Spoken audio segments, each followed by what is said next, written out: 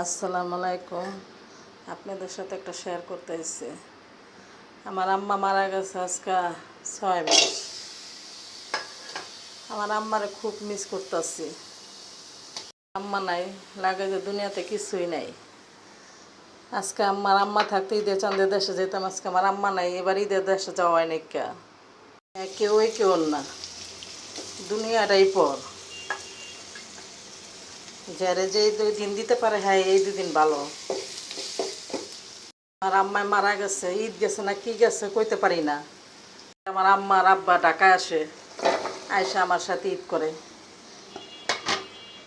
মায়ের আব্বাই আসতে পারে নাই ঢাকায়, আম্মায় নেই আব্বাই আসে নাই।